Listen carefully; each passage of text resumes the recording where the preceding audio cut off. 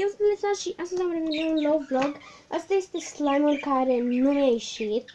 Nu mi-a ieșit absolut deloc și nu îmi place. Efectiv nu îmi place. Uitați-vă și... Ups. Nu se întâmplă asta. Dar în fine. Ok. Și nu îmi place deloc. Și vreau să-mi lăsați în comentarii dacă să îl arunc, să îl bag într-un alt slime sau să-l bag în balon. Și cel care trece peste 3 voturi, cum ar veni 3-4 oameni, îmi spun să-l bag în balon, pe acela o să-l aleg sau... ați înțeles ideea. Și opriți acum filmulețul și dați un like. Și nu uitați să vă abonați. Chiar vreau să vă spuneți ce să fac cu acest slime. Să-l amestec sau să îl bag într-un balon. Bine, cel care zice primul în care să-l bag, ca să fie mai ușor, să-l amestec sau să-l bag într-un balon, acela o să-l fac. Și mai puteți să-mi scrieți comentarii de genul ce aș mai putea să fac. O să filmez și când o să mă duc la București. Mă duc la un control, pentru că, da. Și poate o să mă duc și pe la Pet Shop și o să fie foarte fain. Ok, da.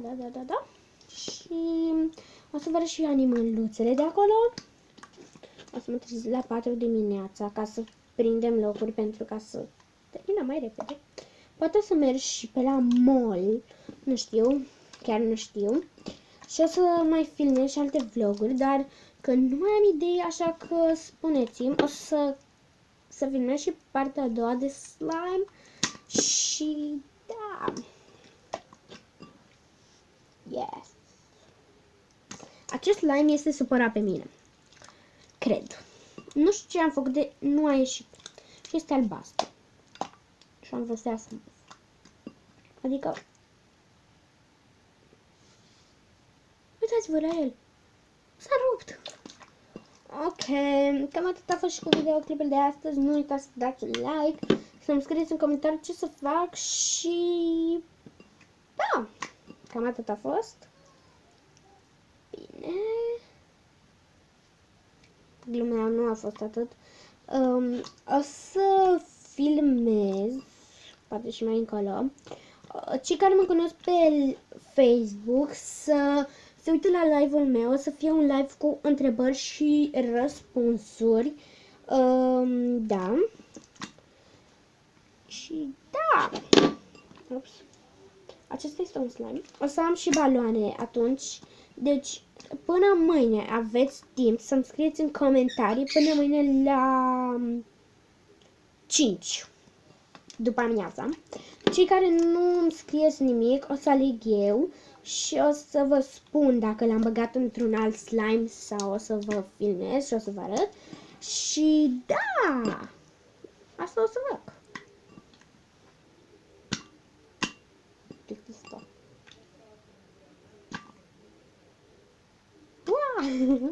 O să fac și un tur al casei mele. Poate mai încolo. Nu știu. Ok. Și... ok. Da. Ok. Cam atât a fost clipul de astăzi.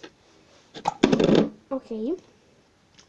O să spun mai devreme, mai târziu sau mâine ce o să fac cu slime-ul acesta, care nu a ieșit absolut deloc și să vedem. Sper să se facă pentru că o să las în castronul ăsta peste noapte și o să-l las undeva, nu știu, aici în cameră, cred, sau pe hol și o să îl las și mâine dimineața să văd dacă mi s-a făcut înapoi. Cum trebuie să se facă. Wow! Acum o să vă fac ceva care nu este frumos. Opriți filmulețul și ghiciți. Scrieți în comentarii ce aș putea să fac acum și este oribil. Deci, ai oprit filmulețul? Ok. O să fac asta.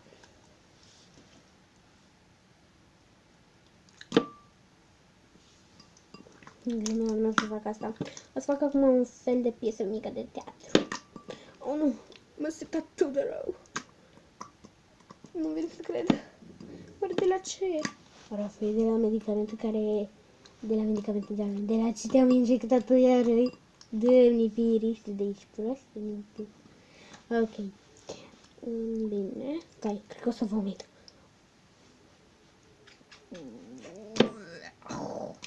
Iu, ce e asta?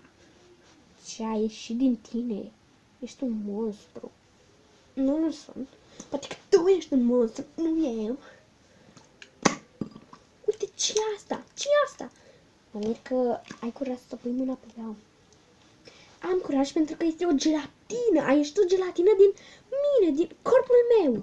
Nu știu de ce a ieșit o gelatină albastră din mine. Uite ce pute. Ia stai să văd. Ei, asta e mutagen, gelatinos, care se transformă oamenii.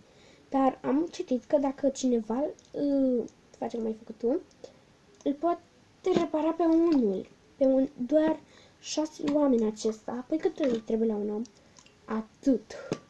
Și îl pot repara pe un om.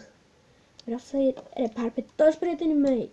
Ai 2500, nu știu câți bani de prieteni, doar 6 pot repara. Cei mai dragi, care sunt?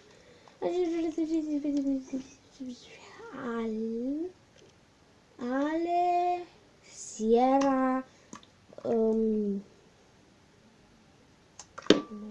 Alexia, nu mai știu cine și în fine.